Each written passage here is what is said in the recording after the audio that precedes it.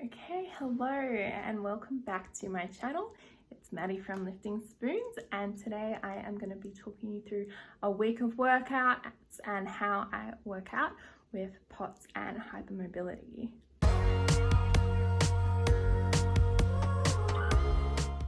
It's a Sunday night right now, so I am planning for the week ahead. So that means planning out what my workouts are going to be. A bit of a disclaimer first and foremost that these workouts are not finished in their planning. I'm also not a professional when it comes to planning exercises. I know a lot and I know how to work for my body, but these are just some general ideas you might want to take inspiration from, or just, if you're just keen to see how I do it, keep on watching. So I've mentioned this, I've done a whole post about this actually on my Instagram before, of what an actual session looks like for me when I exercise. I'll pop a picture of that here.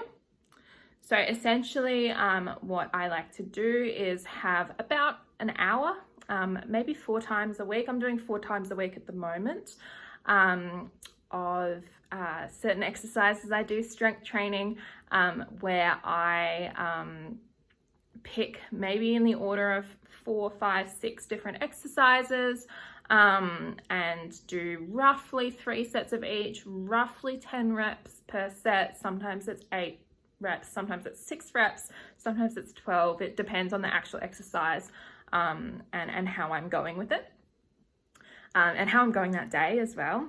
And the weights I have available. There's a lot of different factors into how many reps I will do, but that's the general gist of it. And I will start with my hardest exercises of the day. Those will be my first 1 and 2, and then the next ones that come after that. So if I'm doing 5 exercises, the next 3 after that will be exercises that are a little less hard, that I can maybe skip if I don't have energy. They're a little less important. So that being said though, challenge is not always equal importance.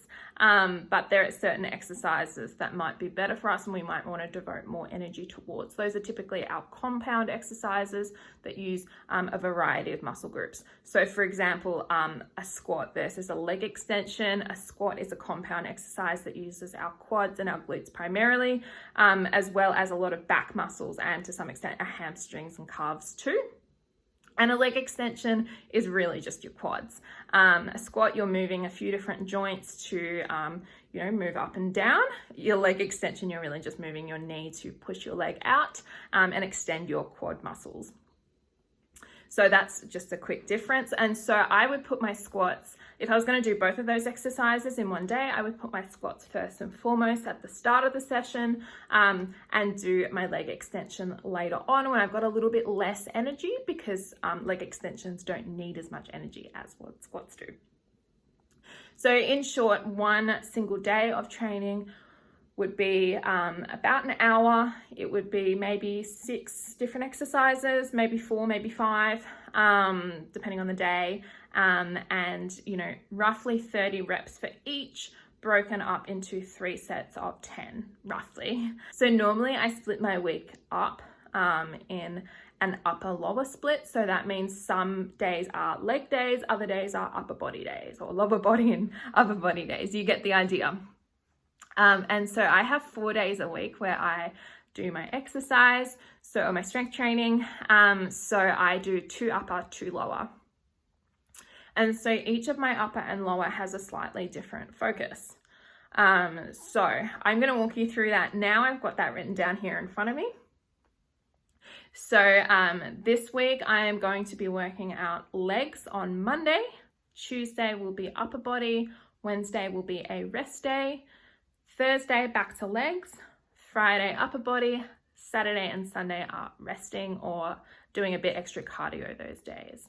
I do also try to get a bit of cardio in every day, even if that's just a walk around the block. So keep that in mind too. So as I said at the start, I haven't fully planned my days. So every day I've just put in my 2 key exercises for each day. And the other movements, my isolation or accessory movements, and there might be 2 to 3 of those per day on top of the 2 key movements. I'll plan those on the day, and that will depend on how I'm feeling that day, how much I want to do, what I want to do, a wide variety of factors. That's not to say you can't plan those out in advance, and if it helps you to stick to the plan, planning it out in advance, then do that. But for me, it actually gives me even more flexibility. So Monday's my leg day. So tomorrow I am going to focus on a squat and a glute bridge. So squat coming first workout of the entire week. And that is because I do not like squats. And so I want to get them over and done with. So I have long legs, which makes squatting hard. And I also am hypermobile. So when you are hypermobile, some exercises become a little bit easier, some become a bit harder, and then some become harder because they're easier. So squats is one that becomes harder because it's easier. So when you're hypermobile, obviously your joints bend a little bit more than the average person. And with a squat, sort of good technique with a squat is that full range of motion. Basically what they say, going ass to grass, going all the way down in the squat. That's really easy for me since I'm hypermobile. But since I have long legs, that means I got a further way to go back up. And so they're really fatiguing. And so that's why I don't really like squats that much. I just find them fatiguing and a little bit mechanically difficult with my body. Still a great exercise for me, still something I should do, but they are something that just requires a lot of physical effort, but also a lot of mental effort too. I got to think about my form the whole time. And you'll find if you're hypermobile, your mental effort when you do strength training is like through the roof, because you are just constantly thinking about your form, because our bendy bodies, we don't know what our bendy bodies are doing at any point in time. So yeah, squats are one of those exercises for me that's like, okay, this is a hard one, got to do it. After the squats, a hip thrust or a glute bridge movement. So strong glutes are really important. I'll explain that a little bit later, but they are. And they also help you with your hypermobile too, because they're really good for overall stability in your body. So yeah, a movement like a glute bridge or a hip thrust is amazing. Another really great point about it, if you have pots as well, is if you do glute bridges, you can just do them on the floor and there's no dizziness involved. So that's awesome too. So that said, on tomorrow's workout, Monday, what I might end up doing is I've done my squats first, then followed it by maybe a glute bridge or a hip thrust, something that's pretty close to the floor either way. I might follow up with 2 more exercises that are floor based. Maybe I'll do clams, maybe I'll do a side leg raise, maybe I'll do a lying hamstring curl, something like that. And I'll just finish everything off on the floor.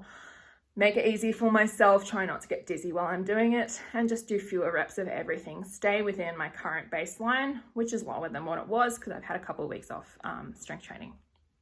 Okay, so Tuesday's workout, upper body day, it'll be a back day. I'm doing lots of row movements, maybe some deadlifts too. So my 2 planned movements are a bent row and then a deadlift. So why am I doing a deadlift on a upper body day when it's a lower body movement? That's because it is going to also work my upper body. So deadlifts are actually really good for your lats and your whole back actually. And also one thing I really like about deadlifts and also bent rows for pots is that they teach your body, or at least they have done really well for my body. These movements, they can teach your body that it's okay to bend over. It's okay to have movements where you are going up and down, and the squat does this as well. And so your body doesn't freak out as much. And so when you do these movements with external weights, like with a deadlift in particular, when you do a deadlift with external weights and you're teaching your body it's okay to do that hinge movement and it's okay to have weights when you do it, and it's, you're controlled that whole time, it teaches your body later on that it's okay to do that without weights. If you want to pick something light up off the floor, you can do it and you won't be dizzy after. That's one massive benefit I found from doing these types of exercises. If you haven't done one before, start really slow. You can even look up seated deadlifts and start there. You might even just want to do a partial range of motion. Start with a Romanian deadlift, which is starting with your weight at your hips, or a broomstick at your hips, and then just go down to your knees or the start of your calves, shins. you might want to try something like that to see how dizzy you do get. But again, if you're hypermobile, you can probably go down all the way. Just got to make sure, you know, if you do have POTS, that, you know, you're kind of careful about any dizziness that might happen. Okay, so the rest of my workout for Tuesday will just be accessory work with the back and arms.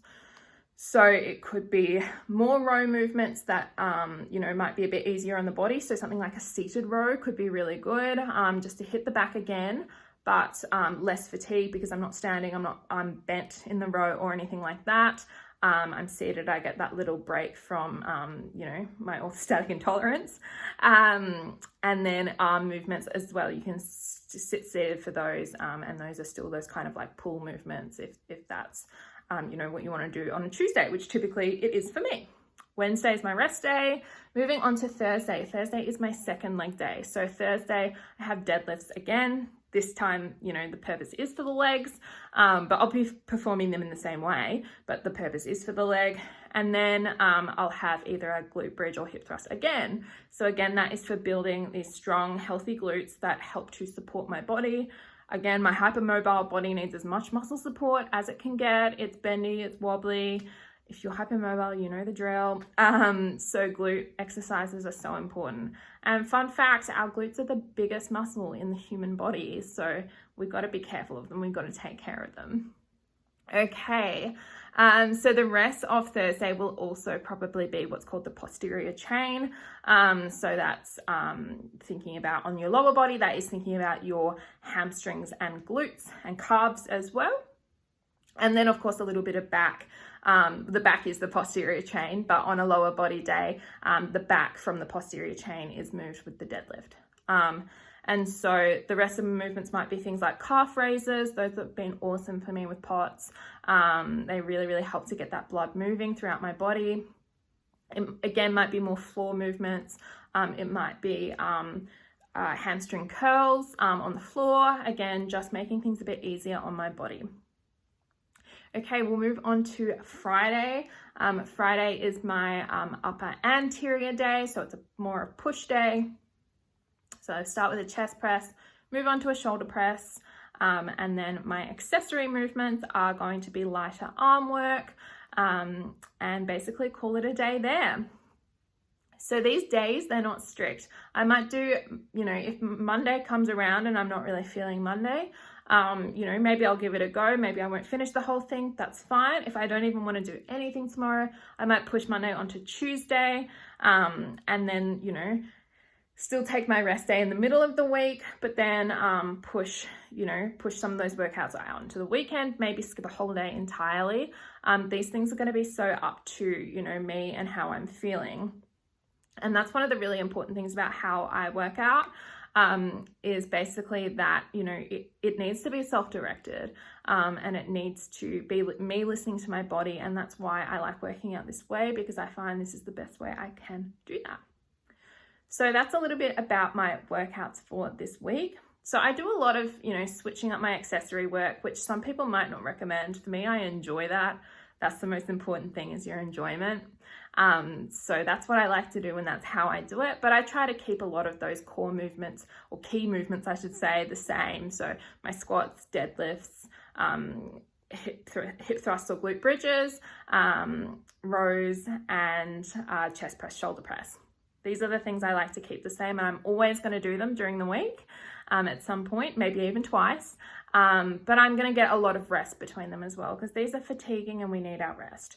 So after this week is done, so this whole week I'm going at a lower volume, and after the week is done and during the week, I'm going to keep hydrated, I'm going to sleep well, and I'm going to eat well so I can keep recovering.